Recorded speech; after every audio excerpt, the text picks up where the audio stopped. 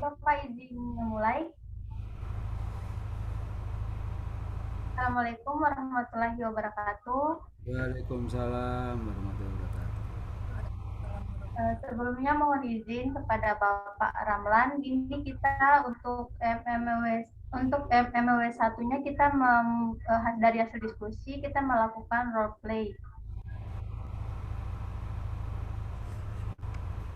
Kita mulai nih Pak. Oke. Sebelumnya terima kasih kepada Bapak Ramlan Sugidana yang telah menyempatkan waktu untuk hadir di dalam MMW 1 kita, dan juga di sini dalam role play yang berperan sebagai RT yaitu Yoga, sebagian sebagai warga, dan untuk sebagai penyaji MMW 1 kali ini yaitu Mas Made. Untuk mempersingkat waktu, langsung saja saya persilahkan kepada Mas Made untuk memaparkan hasil dari diskusi selama melaksanakan praktek komunitas. Waktu dan tempat persilahkan.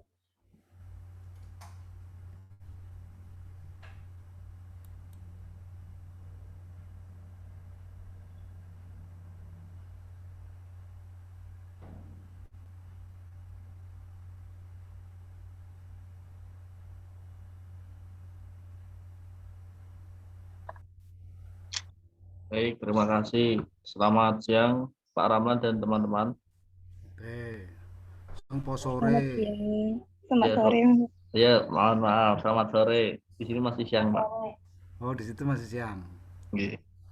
Langsung saja untuk hasil dari kelompok kita, Musyawarah Masyarakat Desa atau MMD 1, perawatan komunitas di wilayah Sidoarjo, Sragen, Semarang, Pekalongan, dan Pekanbaru. Untuk nama kelompoknya ada 8. Yang pertama Delia, Adela, Dita, Madi, Kristina, Tioma, Sela, dan Mas Yuga Tommy. Untuk di sini profil wilayah kita bagi menjadi 4, Pak, karena cakupan kita dan sesuai dengan diskusi kita. Yang pertama ada Semarang, selanjutnya ada Sragen, Pekalongan, dan juga Pekanbaru Riau. Untuk yang di Semarang itu sendiri, yang pertama, Semarang merupakan kota terluas di Provinsi Jawa Tengah dengan luas wilayah kurang lebih sekitar 373,8 km persegi dan berpenduduk dengan jumlah kurang lebih 1,6 juta. Untuk di wilayah Semarang ini dibatasi untuk yang batas sebelah barat kota Semarang itu berbatasan dengan Kabupaten Kendal, dan sebelah timur perbatasan kota Semarang itu berbatasan dengan Kabupaten Demak, sebelah selatan berbatasan dengan Kabupaten Semarang, dan sebelah utara dibatasi oleh Laut Jawa dengan panjang garis pantai meliputi 13,6 km persegi. Selanjutnya masuk ke Kabupaten Sragen. Untuk Kabupaten Sragen ini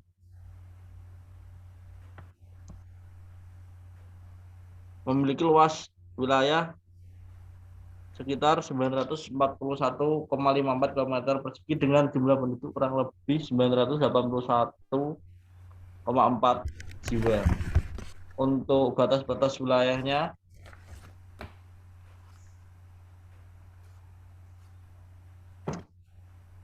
wilayah Sragen ini berada di lembah daerah aliran Sungai Bengawan Solo yang mengalir dari timur. Sebagian besar merupakan dataran rendah dengan ketinggian kurang lebih 70-480 meter di atas permukaan laut.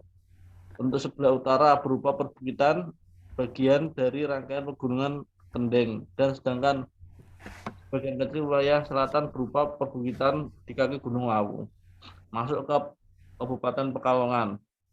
Kabupaten Pekalongan merupakan salah satu kabupaten di Provinsi Jawa Tengah yang terletak di bagian utara Pulau Jawa, tepatnya di daerah jalur Pantura. Untuk Kabupaten Pekalongan itu sendiri memiliki luas wilayah sekitar 45,25 km persegi dengan jumlah penduduk sekitar 934,9 jiwa. Untuk Kabupaten Pekalongan itu sendiri merupakan salah satu dari 35 kabupaten atau kota di Jawa Tengah yang berada di daerah Pantura bagian barat sepanjang pantai utara Laut Jawa, memanjang ke selatan dengan kota Kajen sebagai ibu kota pusat pemerintahan. Secara geografis terletak di antara 6 derajat sampai 7 derajat lintang selatan dan antara 19 derajat sampai 19 derajat 76 bujur timur. Masuk ke Kabupaten atau Kota Pekanbaru Riau. Merupakan salah satu provinsi di Indonesia yang memiliki luas sekitar 446 km persegi dengan jumlah penduduk sekitar 1,122 juta.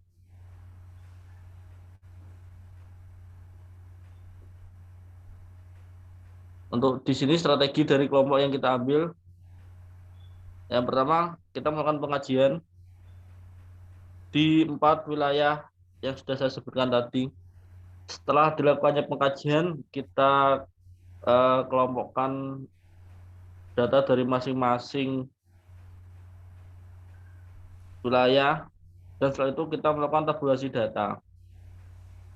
Setelah kita melakukan tabulasi data, setelah itu kita melakukan MMD 1 seperti sekarang. Untuk rencana strategi kelompok selanjutnya, untuk strategi selanjutnya kita akan melaksanakan implementasi kelompok komunitas, implementasi kelompok khusus, dan juga MMD 2. Untuk kelompok khusus di sini kita membagi menjadi 2 jenis penyakit dan juga presentasi. Untuk jenis penyakit di sini ada hipertensi dan diabetes sebanyak kurang lebih 3%. Selanjutnya ada gastritis sebanyak 50%, hipertensi 16%, batuk pilek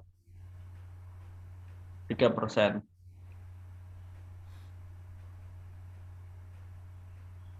Selanjutnya ada diabetes. Diabetes ini ditemukan sebanyak 6 orang dengan presentasi kurang lebih 8%. Pneumonia sebanyak 2 dengan persentase 3%, ginjal sebanyak 1, jantung 1, asam urat 3, dan ada asma, artritis, osteoporosis, hipertensi jantung, kolesterol, asam urat, dan kolesterol itu masing-masing kita temukan data sebanyak 1. Dengan total dari seluruh penyakit yang diderita ada 80 orang. Masuk ke POA atau Plan of Action. Untuk yang pertama, data fokus dari hasil pengkajian warga mengatakan tidak pernah mengalami hipertensi, tetapi saat dilakukan pemeriksaan hipertensi banyak warga yang tekanan darahnya melebihi batas normal, yaitu lebih dari 120/80 mmHg. Yang kedua, keluarga merasa dirinya sehat-sehat saja sehingga tidak melakukan pemeriksaan ke fasilitas kesehatan terdekat. Yang ketiga, keluarga merasa kondisinya baik-baik saja sehingga tensi tinggi itu tidak menjadi masalah dan tidak rutin untuk melakukan pemeriksaan. Menurut data objektifnya, yang pertama, dari data tabulasi yang sudah dilakukan oleh kelompok melalui pengkajian didapatkan bahwa sebanyak 16% warga mengalami hipertensi. Yang kedua, dari data tabulasi tersebut sudah dilakukan oleh kelompok melalui pengkajian dan didapatkan sebanyak 55% warga penderita penyakit kronis. Dari data tabulasi yang sudah dilakukan oleh kelompok melalui pengkajian bahwa sebanyak 38% warga dengan umur 41 sampai 81 tahun dengan problem yaitu tekanan darah yang tinggi serta tidak terkontrol dan kurang penanganan. Untuk masalah kesehatan keperawatan, manajemen kesehatan tidak efektif berhubungan dengan kurang terpaparnya informasi tentang penyakit hipertensi, ada dan gejala dari hipertensi, serta tindakan yang harus dilakukan untuk mencegah tekanan darah yang tidak terkontrol.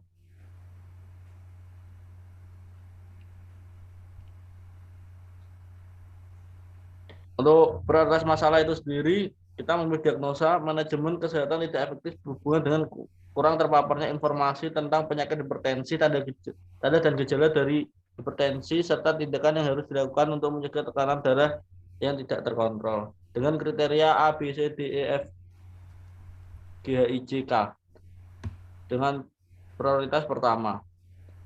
Sekian dan terima kasih. Saya kembalikan ke moderator.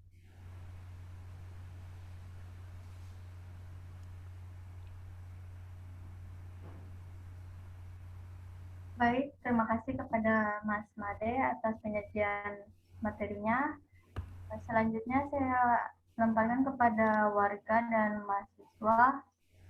Apakah ada yang ingin ditanyakan mengenai MND 1 dari kelompok?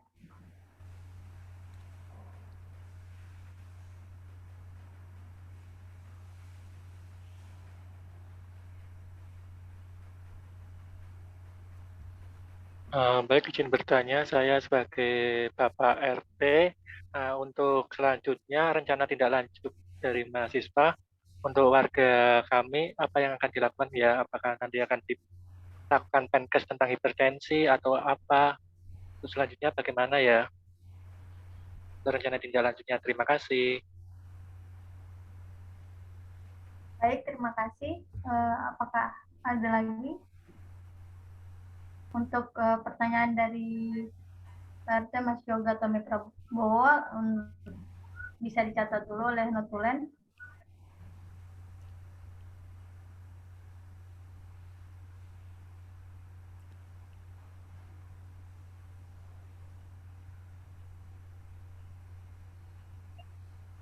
Izin bertanya, Mbak, saya Sheila dengan warga. Izin bertanya untuk mahasiswa, bagaimana strategi mahasiswa agar pendengar atau warga besok saat dilakukan prakteknya itu dapat antusias ya? Soalnya kan kita lewat Zoom, bukan secara langsung. Terima kasih. Baik, terima kasih dari Mbak Sheila. Mungkin satu lagi sebelum dijawab oleh penyaji dan teman-teman mahasiswa.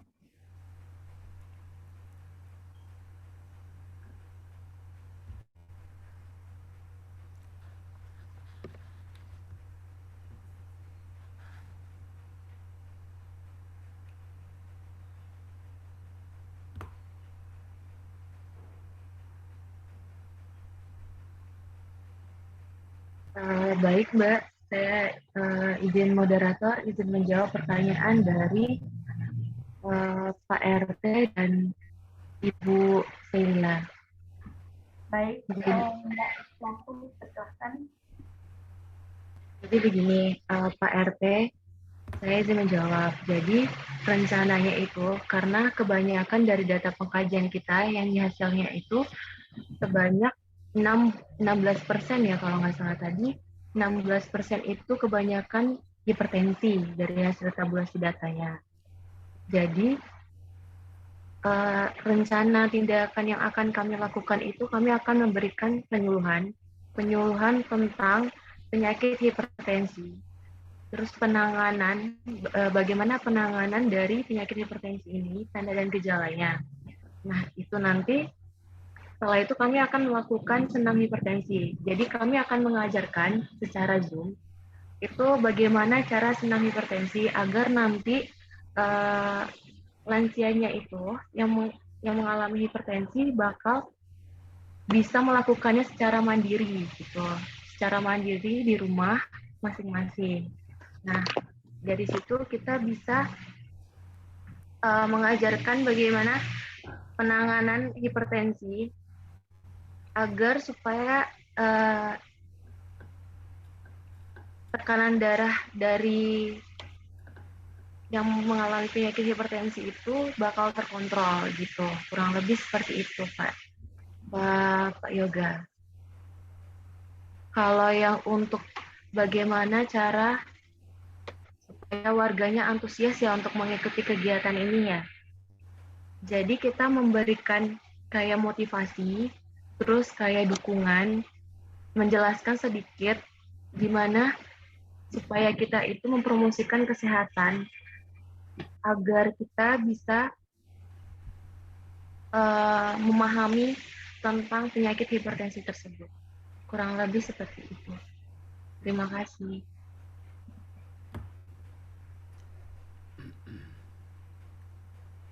Baik, terima kasih Mbak dari Mas Yoga, Pak RT dan juga Mbak Sheila. Mungkin masih ada yang ingin ditanyakan atau dari teman-teman mahasiswa yang lain mungkin ada yang ingin ditambahkan, dipersilakan.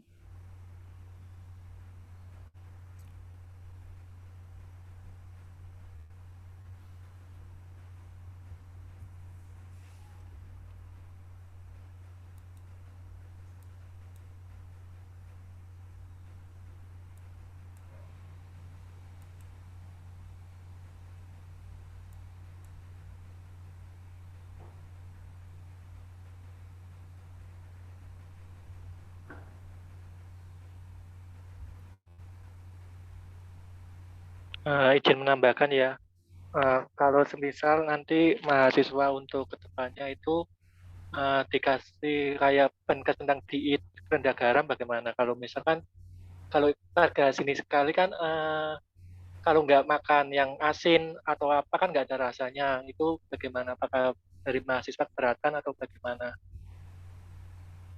untuk dilakukan penkes tentang diet rendah garam? Oh iya, terima kasih Pak RT atas sarannya. Nanti bisa jadi masukan buat kita mahasiswa untuk melakukan penkes untuk rendah garam. Karena kan setiap orang pasti kalau makan tidak asin kan tidak enak nih Pak.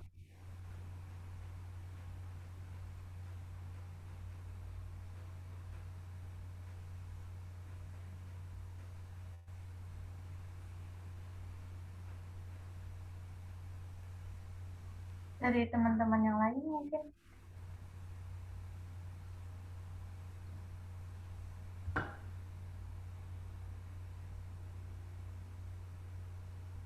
Dari warga mungkin ada perwakilan pertanyaan yang ingin disampaikan.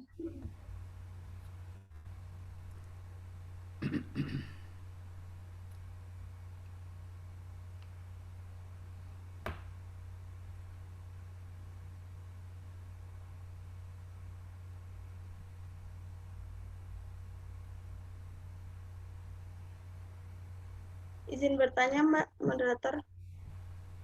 Silakan Mbak. Mau tanya sama Mbak mahasiswa. Ini kan kita dari background pekerjaan yang beda-beda. Bagaimana cara kalian menentukan waktu buat melakukan kegiatan itu? Jamnya atau harinya gitu. Terima kasih.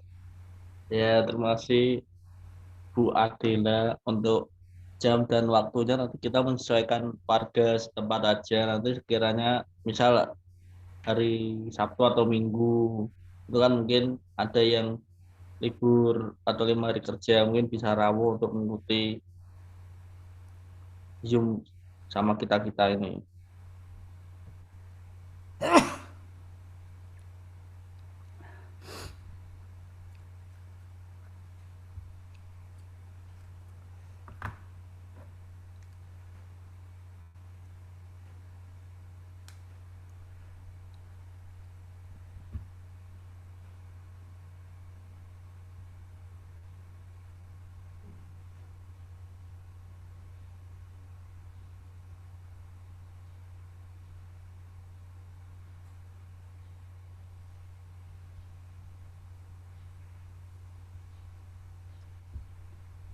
Atau gimana untuk warga mungkin ada masukan, misal bisa menentukan harinya apa dan jam berapa. Kalau dari mahasiswa biasanya ikut ke warga setempat kan karena warga yang bisa menentukan.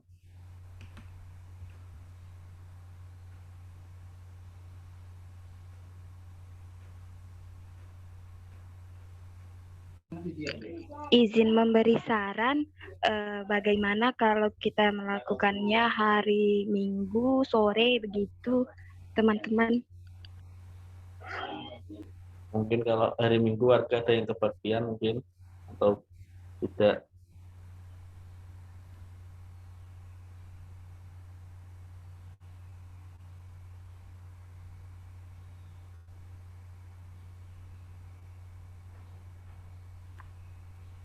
Bapak-bapak, ibu-ibu, apakah hari Sabtu sore bisa melakukan implementasi penyuluhan dan senam hipertensi? Kalau hari Sabtu sore, kebetulan saya bisa hadir, Mbak. Saya Oh, juga bisa, hadir. Mbak. Gak bisa Mbak, karena kan weekend nggih. Berarti ya coba saya bisa. Ah, baik. Baik. Untuk Bapak RT selaku Bapak RT-nya, apakah bisa Pak hari Sabtu sore? Saya mengikuti warga saya aja nggih, Mbak. Oh, baik, baik Pak. Terima kasih Pak. Berarti Sabtu sore nggih? Maaf, Nggih, Mbak, Mbak. untuk jamnya. Ya. Oh, untuk jamnya itu nanti sekitar jam 3. Bagaimana?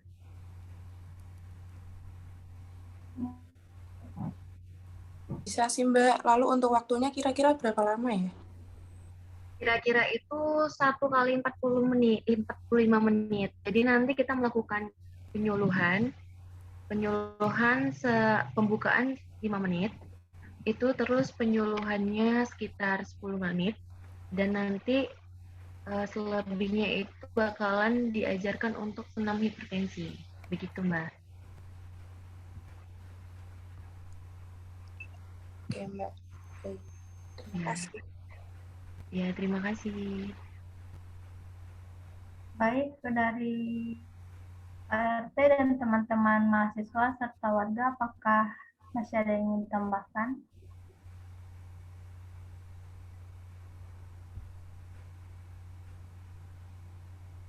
Kalau saya cukup sih, Mbak. Dari teman-teman mahasiswa? Cukup, Mbak Moderator.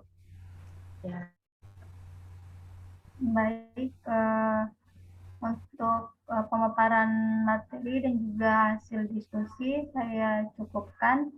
Selanjutnya, sebelum saya tutup, saya kembalikan kepada Bapak Keramelan mengenai perencanaan kami untuk implementasi selanjutnya sebelum melaksanakan MMW 2. Dari Bapak Ramlan mungkin ada tambahan mengenai perencanaan dari hasil diskusi kelompok komunitas kami. Pada Bapak saya persilahkan. Ya. Terima kasih. Assalamualaikum warahmatullahi wabarakatuh. Waalaikumsalam. Waalaikumsalam warahmatullahi wabarakatuh. Ya. Saya ini pengkajian ada 4 wilayah. Ya kan? Ada 4 wilayah. Sebelum kita nanti ke sana saya mau tanya dulu. 4 wilayah itu berarti yang di Pekanbaru mengkajinya di Pekanbaru ya, Tioma ya. Iya Pak, nggih Pak. Nah, terus yang Sragen ini siapa? Ragen Ayunda, Pak. Ayunda. Terus yang Pekalongan? Saya Pak Yoga. Pak? Yoga. Yoga, Yoga. Ya, Yoga. Jadi, nah dari pengkajian ini saya tolong karena nanti laporannya kan dari pengkajian dari pendahuluan kamu jelas pasti akan atau istilahnya apa prioritas masalah itu tadi itu kebanyakan yang dari Semarang atau seluruhnya dari 4 desa ini 4 wilayah ini Seluruhnya Pak. nah, karena kan kemungkinan kan wilayahnya Tioma, Yoga sama Ayuda itu kan kemungkinan beda ya kan sehingga kan dari 4 wilayah ini nah ini kan makanya di dalam pendahuluan mengkajinya 4 wilayah kemungkinan loh ya kalau menurut saya tapi kamu menitik beratkannya itu ke wilayah yang lebih banyak kamu kaji kan ya enggak ya logikanya kan begitu sehingga jangan sampai nanti salah artinya laporannya itu MMB nanti di wilayah Serondol, tapi isinya nanti ada Pekanbaru, ada Sragen, ada Pekalongan. Jadi mengkajinya memang 4 wilayah itu. Cuman kami menitik beratkan pada wilayah-wilayah atau MMB ini pada wilayah-wilayah yang istilahnya mayoritas. Kan gitu. Ya enggak? Ya, Bapak. Ya, Pak. Nah, itu satu ya. Ya. Nah, untuk wilayah itu saya mau tanya, ini Tioma ini mengkajinya di Pekanbaru tuh wilayahnya RT atau wilayah Kota Pekanbaru? Wilayah RT, Pak. Saya mengkaji di wilayah RT, 1 RT masih, Pak. Kalau yang di Semarang itu wilayahnya RT atau kota? RT, Pak. Setempat, lingkungan setempat. RT, Pak. Jadi kalau wilayah RT itu batas-batasnya ya sebelah utara, barat, timur, selatan itu ya RT, nggak usah kota. Ya, seperti Pekalongan itu batasnya RT-nya mana? Misalnya Serondol. Serondol itu batas wilayahnya berarti berbatasan dengan misalnya Ngesrep, Tembalang, atau mana lagi kan gitu kan? Ya. Jadi tidak terlalu jauh gitu loh. Halo. Jelas nggak? Jelas, Pak. Jelas, Pak. Di wilayahnya RT. Jadi penduduk RT-nya itu berapa? Penduduk RT-nya berapa? Terus sebagai ketua wilayahnya itu siapa? Kan gitu. Ya. Atau misalnya Serondol itu dibagi berapa RT? Wilayahnya misalnya gitu. Misalnya kamu mengkaji wilayahnya RT 3, oh sebelah barat RT 4, sebelah timur RT 5, sebelah timur RT 3 dan sebagainya. Lah itu wilayah. Artinya nggak usah terlalu jauh, tapi kamu wilayahnya di situ, gitu loh. Jelas nggak? Jelas, Pak. Ya, itu salah satunya begitu, ya. Ya ini. Kemudian, tolong, kalau nggak salah di dalam masalah tadi mungkin bisa ditayangkan, ya. Coba Madi tadi masalahnya itu tadi bisa ditayangkan.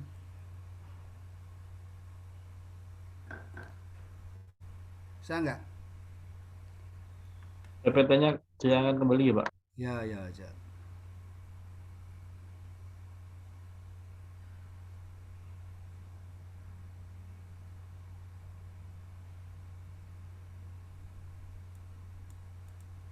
Terus prioritas. Anu apa ini loh? Apa nomor 5, nomor 5.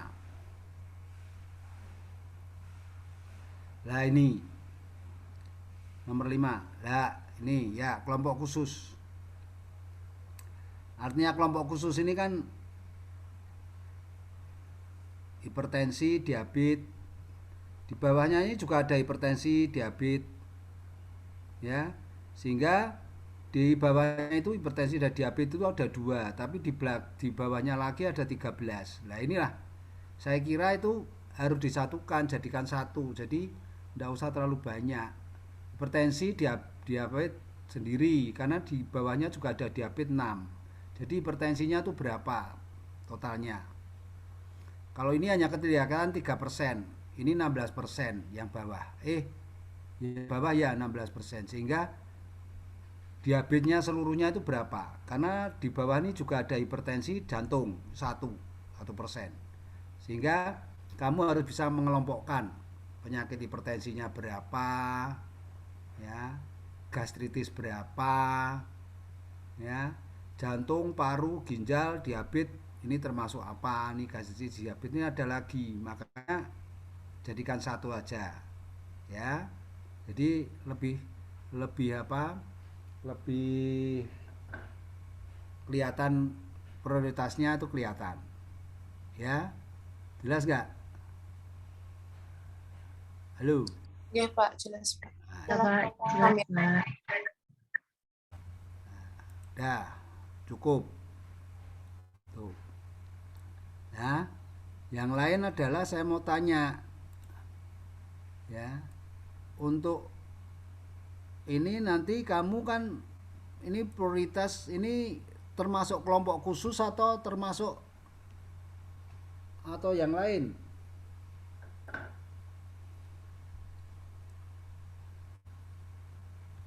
Saya mau tanya kelompok.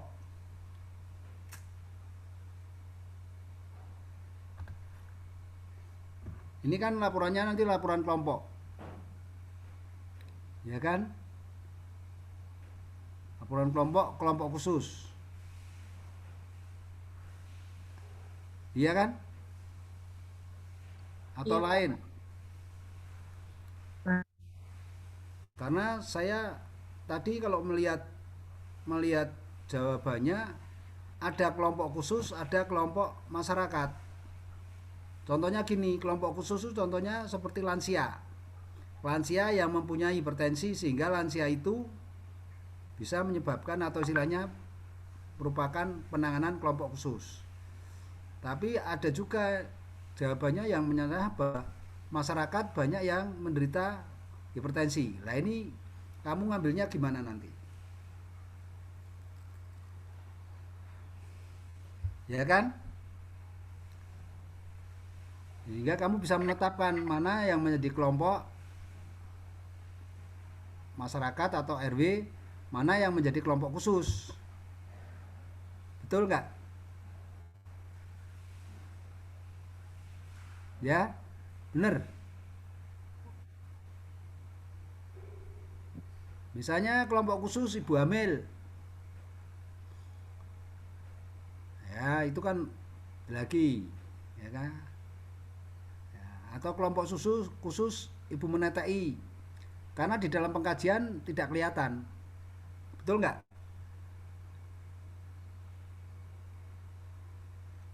Betul? Nah, sebetulnya di dalam pengkajian itu harusnya yang merupakan masalah itu diflorkan semua, ya. Apakah lingkungannya itu mempengaruhi atau tidak, ya. Apakah hipertensi itu ada kaitannya dengan lingkungan, ada kaitannya dengan perilaku, ya. Karena nanti kamu memberikan education atau promosi kesehatan kan harus ada hubungannya. Mengapa orang itu hipertensi? Apakah perilakunya? Apakah karena lingkungannya? Apakah karena keturunan dan sebagainya? Itu kan seperti itu. Ya enggak? Kan ini belum jelas. Kalau menurut saya pengkajian itu harus komplit, sehingga ya nanti di dalam pengkajian tolong nanti masalah-masalah yang berhubungan dengan hal yang lain ya harus diikutkan, sehingga jadi bukan merupakan istilahnya masalah-masalah kesehatan yang ada di sana saja, tapi masalah-masalah lingkungan juga harus dikaitkan. Itu satu, ya. Ini karena apa? Ya memang tadi sudah betul bahwa di dalam pengkajian MMW itu yang keluar adalah mayoritas hipertensi, sehingga jelas pasti hipertensi. Ya, ini kan masalah, sehingga nanti tinggal mengambil kelompok khususnya itu apakah lansia dengan hipertensi, apakah ibu hamil dengan hipertensi dan sebagainya. Banyak masalahnya. Nah, karena kamu tidak tahu masalahnya apa, masalahnya kemungkinan di dalam pengkajian itu tidak komplit. Harusnya pengkajian itu komplit, sehingga kelompok khusus saja bisa bahwa ibu hamil dengan hipertensi, ya bisa. Atau ibu hamil dengan anemi, bisa. Kelompok khusus. Ya kan? Itu logikanya kan begitu. Nah, ditunjang nanti di dalam MMB itu memang kalau nggak salah nanti kamu akan melaksanakan promosi kesehatan tentang hipertensi. Makanya, lah terus nanti masalah yang lain apa? Nah sekarang saya mau tanya masalah yang lain. Ya, hipertensi kan tidak seluruh keluarga. Sekarang saya mau tanya Dita. Dita, kamu mengkaji 10 kakak. Iya Bapak, 10 kakak. Karisma juga kan 10 kakak. Sekarang saya mau tanya, ya, perawatan keluargamu tuh apa? Dari 10 kakak itu yang menjadi Hipertensi prioritas. Pak. Hah? Hipertensi. Hipertensi. Eva, Iya Pak, apa masalah keluargamu? hipertensi Pak. Berarti semua hipertensi. Saya mungkin asam urat, Pak. Samurat. Terus,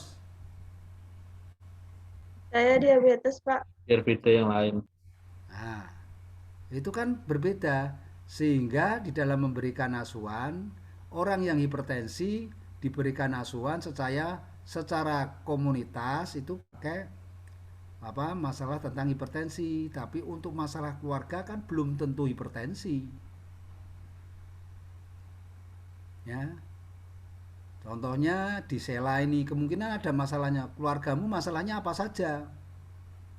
Dari 10 kakak itu. Kalau saya juga diabetes, Pak, kebanyakan. Diabetes. Selain itu punya masalah lagi enggak? Yang lain?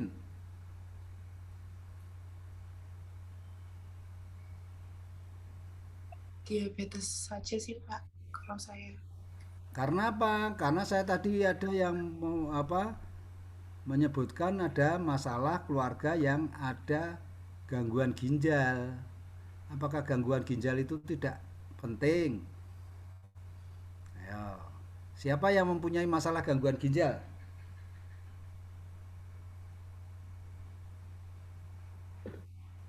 Saya Pak. Nah, Nggih.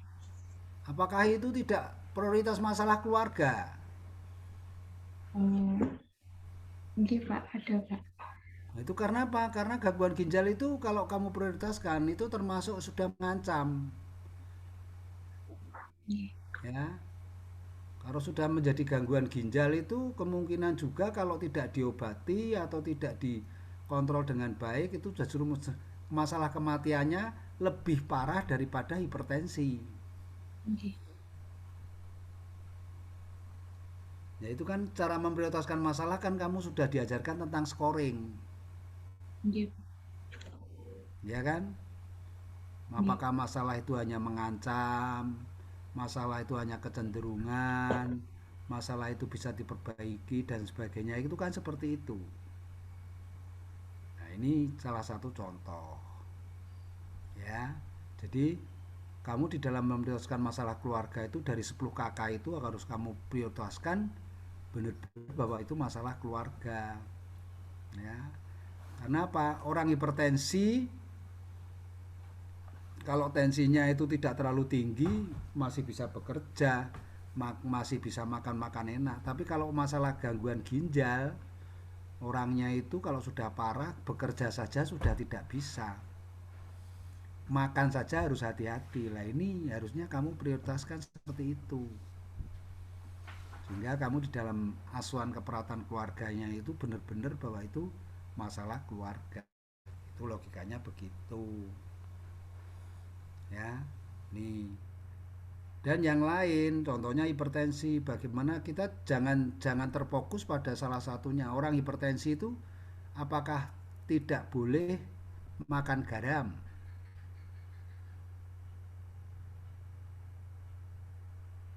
Ayo. Boleh, namun dibatasi, Pak. Ya iya boleh ya. Jadi artinya bahwa kita juga mempunyai masalah, tapi jangan sampai masalah itu akan menghantui masyarakat. Orang hipertensi itu boleh makan garam, tapi ya tidak seperti orang normal kan gitu kan. Apakah orang diabetes itu tidak boleh minum gula? Saya mau tanya. Ayo, Boleh, Pak. boleh. Apakah Cuman orang apakah orang diabetes itu tidak boleh makan durian? Ayo, saya mau tanya.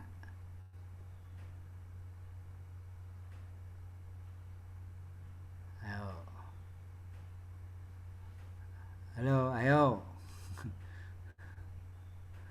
Boleh nggak orang diabetes itu makan durian?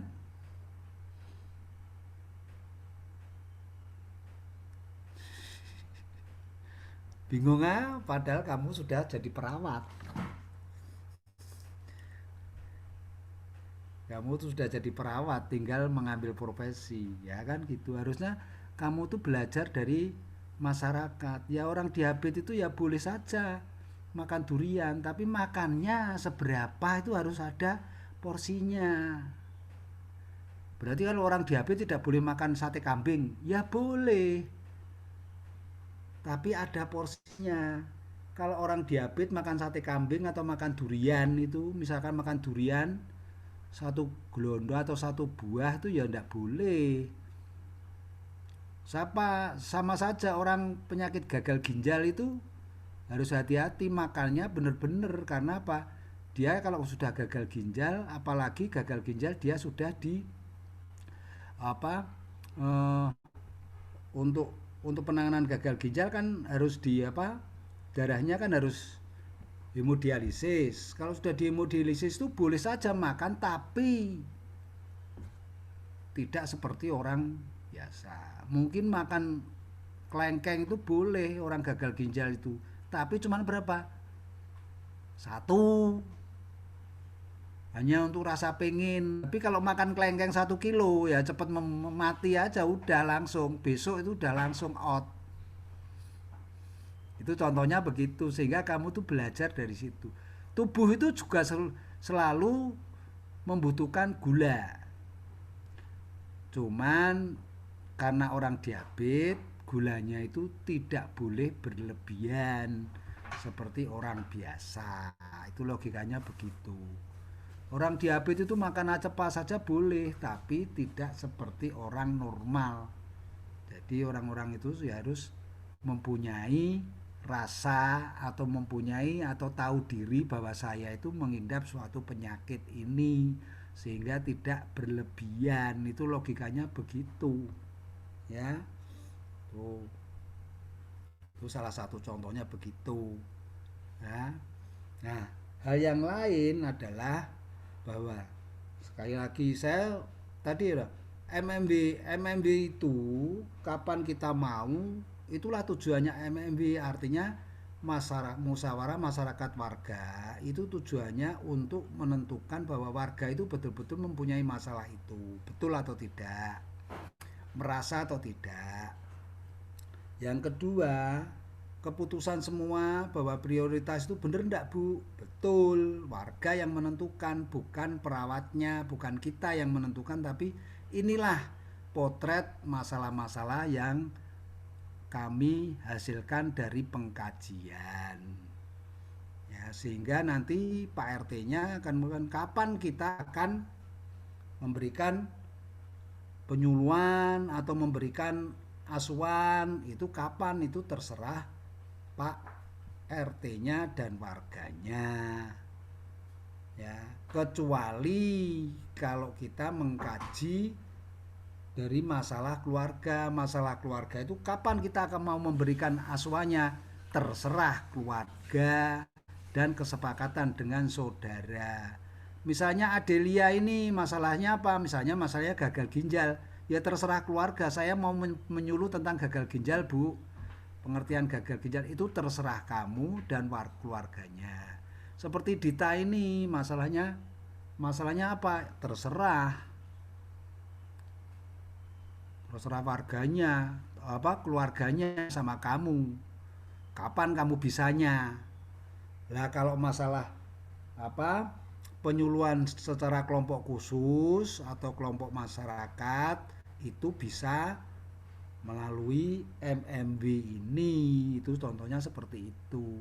Sehingga kamu bisa memilah-milah kapan saya itu harus memberikan penyuluhan keluarga atau memberikan asuhan keperawatan keluarga, dan kapan saya harus bisa memberikan asuhan kepada kelompok khusus atau komunitas. Itu seperti itu kalau nggak salah gitu.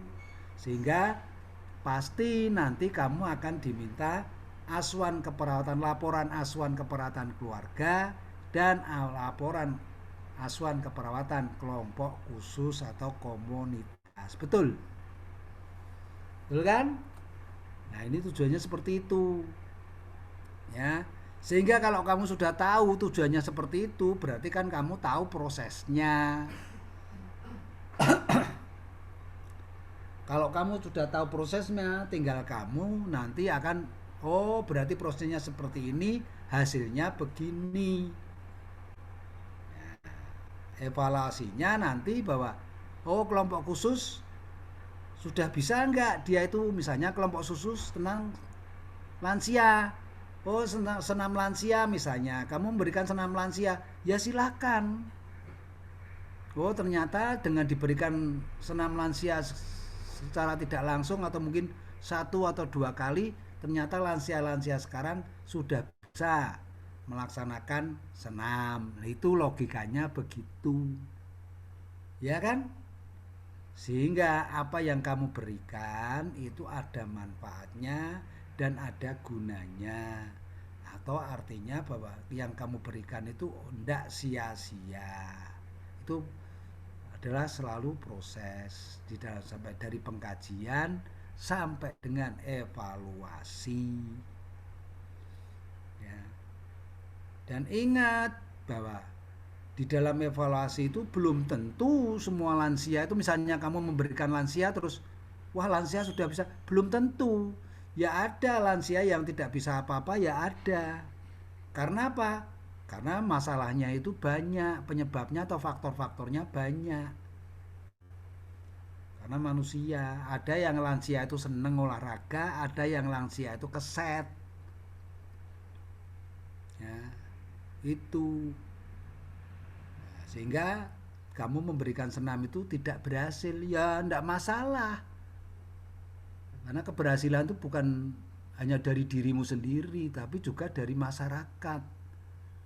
Ya, kamu niat memberikan penyuluhan, tapi masyarakat nggak niat, yang tidak mungkin akan berhasil. Itu logikanya itu. Makanya perlu dikaji penyebabnya apa kalau tidak berhasil. Nah inilah bahwa di asuhan perawatan keluarga atau komunitas itu seperti itu, sehingga kita benar-benar berpikir secara global. Tapi kalau kamu di rumah sakit tidak perlu berpikir, yang penting pokoknya kamu tuh memberikan asuhan pada pasien hipertensi. Ini obat diminum, Bu. Kalau dia sudah minum, ya berarti berhasil. Kalau tidak bisa minum atau tidak mau minum, tinggal kamu lapor saja. Itu kalau di rumah sakit, hingga tidak bau. Tapi kalau di masyarakat beda, karena di masyarakat kamu tidak bisa memaksa pasien seperti di rumah sakit, ya kan gitu. Ya, itu logikanya begitu. Itu contoh, ya. Jadi ya itu tinggal nanti kamu melengkapi hasil pengkajian, dan juga prioritas masalah itu nanti kamu rangkum jadikan satu saja, atau istilahnya penyakit-penyakit yang sama jadikan satu. Jadi jangan menyebar, jadi lebih fokus gitu loh. Jadi masih kelihatan. Dan juga laporannya memang pengkajian dari 4 wilayah, namun kami memprioritaskan dari wilayah atau kelompok yang besar, ya, dari masyarakat yang lebih banyak, atau jangan seperti itu, ya. Tuh, gitu kan saya kira. Gimana? Bener enggak? Ya, iya Pak. Nah itu contohnya seperti itu, ya. Ini, ya. Oke. Tuh ada masalah lagi, ada pertanyaan lagi untuk selanjutnya? Dokumentasi dulu Pak. Oke. Sehingga Izin nanti konfirmasi mungkin dari Notulen untuk perencanaan MMW kita. ya, jadi nanti saya tunggu kamu, berarti setelah ini kamu harusnya sudah melaksanakan perawatan keluarga dan juga mungkin siap-siap untuk perawatan komunitas atau kelompok khusus. Ya, betul kan? Iya, Pak. Tuh, saya kira itu cukup. Atau mungkin ada masalah lagi, ada yang mau tanyakan, silahkan. Bapak, izin bertanya, Bapak. Oke. Oke. Pak, kalau tadi kan saya ambil hipertensi. Kalau maksudnya ambilnya hipertensi gimana, Pak? Ambilnya hipertensi. Oke. Ya terserah saudara, tapi kan harusnya sesuai dengan prioritas dari 10 kakak yang kamu kaji tadi. Oke. Masalahnya. Ya, artinya begini loh. Misalnya Ayunda. Ayunda itu kan mengambil 10 kakak. Betul. Mengkaji 10 kakak. Dari 10 kakak itu yang banyak masalahnya itu kakak mana gitu loh. Ya kan? Nah, itu yang kamu ambil. Ya. Mungkin di kakaknya Ayunda itu selain penyakit ada juga dia misalnya pola hidupnya kok nggak bener. Selain pola hidupnya kemungkinan lingkungannya juga kotor. Ya bisa aja kamu ambil, berarti kamu melaksanakan perawatan keluarga dengan 3 masalah. Mungkin satu dengan masalah penyakitnya, satu dengan masalah kehidupannya yang terlalu gimana, atau satu juga dengan masalah tentang lingkungan. Jadi perawatan keluarga itu bukan berarti keluarga itu punya penyakit loh ya.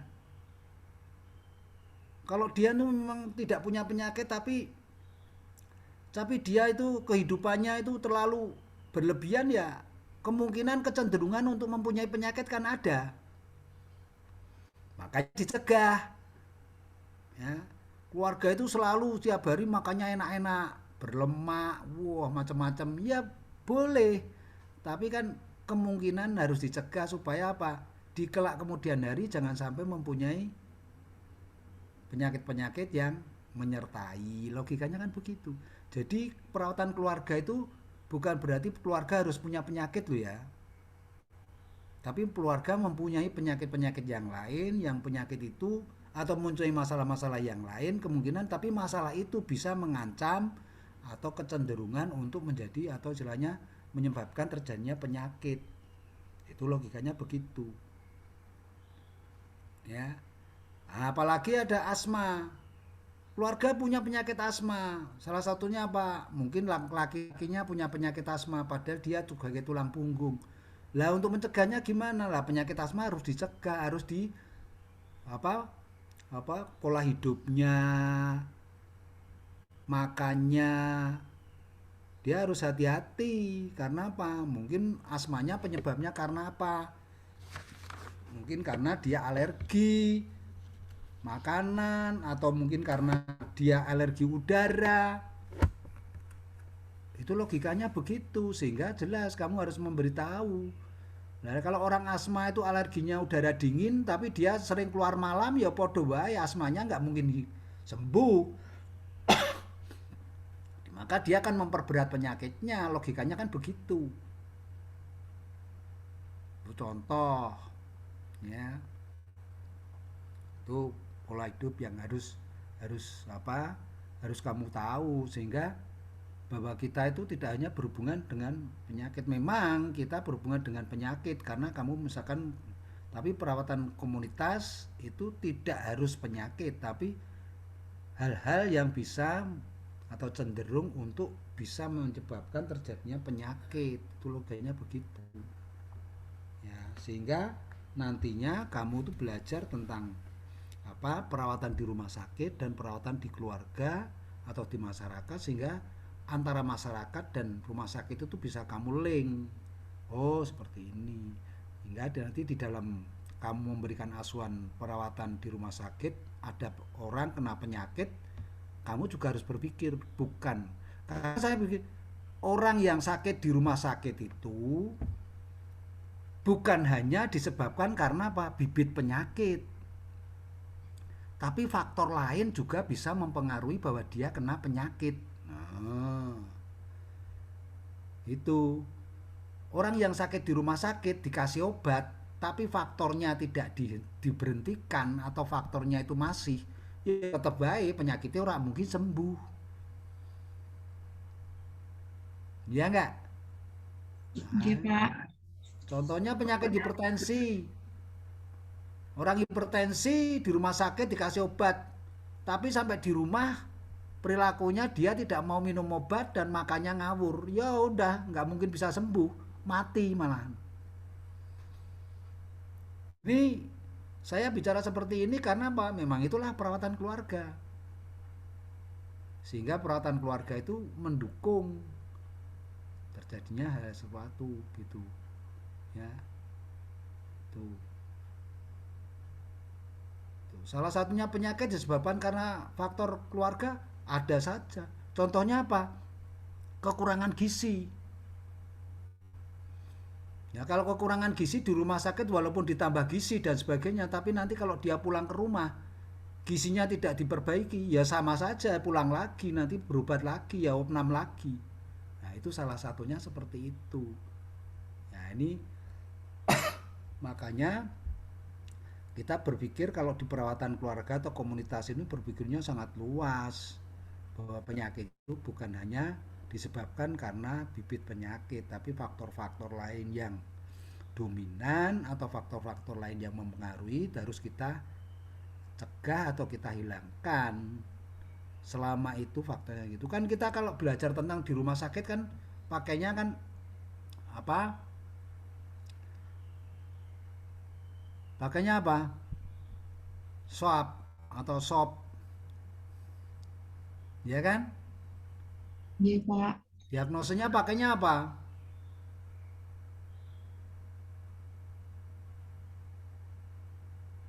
Masalah. Ya kan? Ada masalah, ada problem, ada apa? Hah? Etiologi. Ada etiologi, ada apa lagi? Nah, kamu proses perawatan rapal, padahal itu kamu diajarkan tentang niknok. Ya. Ada masalah, ada etiologinya, ya kan? Selama etiologi itu tidak dihilangkan, tidak mungkin masalahnya itu akan hilang, ya kan? Ya, di rumah sakit gampang, karena apa? Misalkan penyakit infeksi, infeksinya harus dihilangkan, maka masalahnya akan hilang. Itu kan gitu. Ya. Tuh, contohnya gitu. Nah, ini salah satunya gitu, ya. Ya, kamu juga begitu. Kamu punya masalah. Tapi kalau penyebabnya tidak kamu hilangkan, atau penyebabnya itu tidak mungkin kamu kasih atau diberikan, ya tidak mungkin.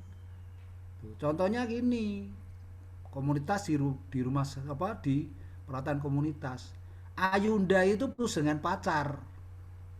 Masalahnya apa? Masalahnya mungkin dia depresi.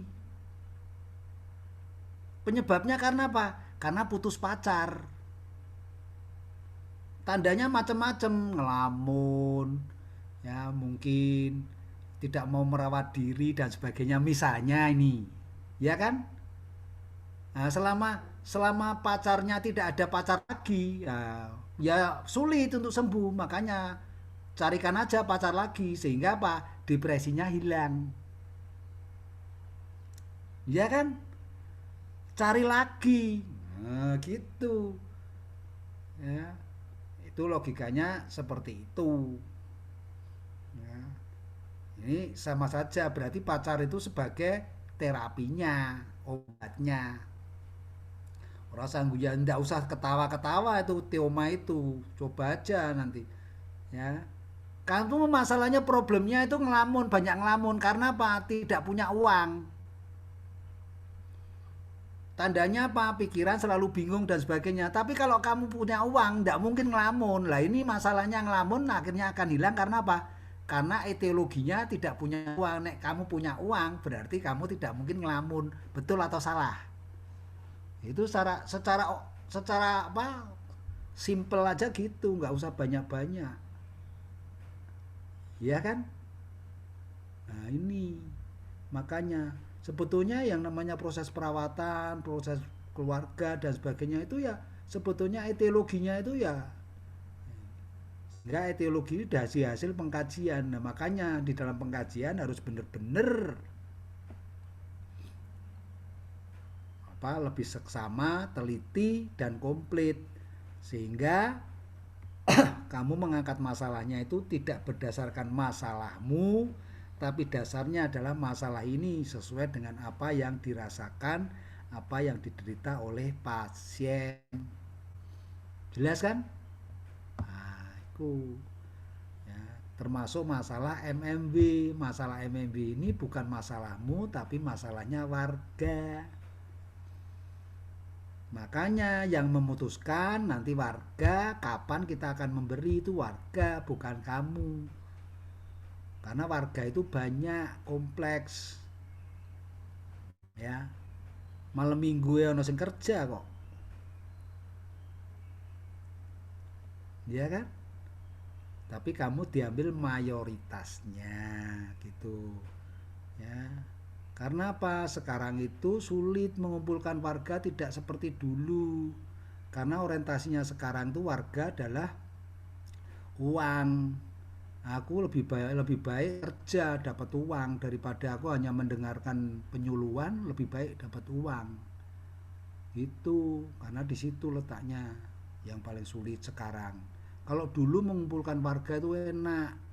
Karena warga orientasinya adalah untuk kesehatan, tapi sekarang tuh kesehatan kadang-kadang disepelekan oleh warga.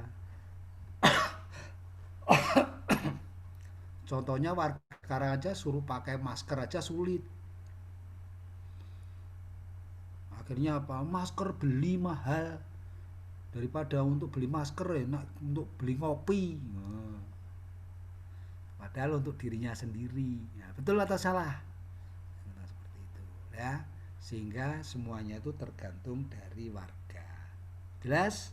Ya, ada lagi mau tanya kalau kurang jelas. Oke Pak, terima kasih Pak. Nah, itu masukan dari saya, mudah-mudahan nanti ke depan akan lebih baik, ya. Ya, itu. Oke? Ya, Cukup? Bapak. Berarti sudah selesai nih. MMB pertama selesai. Untuk maaf Pak, sebelumnya untuk hasil diskusinya kita akan melaksanakan MMW lagi di hari yang akan direncanakan itu hari Sabtu Pak, dengan rencana tindakan itu melakukan penyuluhan tentang hipertensi dan melakukan tindakan senam hipertensi Bapak. Oke, ya, yuk, ya, silahkan, enggak apa-apa. Oke, ya, nanti kalau saya insya Allah bisa ikut, saya dikabari aja, ya. Baik Bapak, nanti kami hubungi Bapak Pak. Tuh, kalau nggak ada masalah saya kira cukup ya. Ya Bapak, cukup. Iya Bapak, terima kasih Bapak. Oke. Baik, sebelumnya mohon maaf Bapak, untuk MMW 1 ini mungkin mohon izin didokumentasikan sebagai hasil laporan kami. Mungkin teman-teman semua bisa mengaktifkan kameranya ya. Saya ambil 1, 2, 3. Oke, dah. Ya, dah. Yuk, makasih ya. Iya, terima kasih Bapak. Terima kasih. Terima kasih.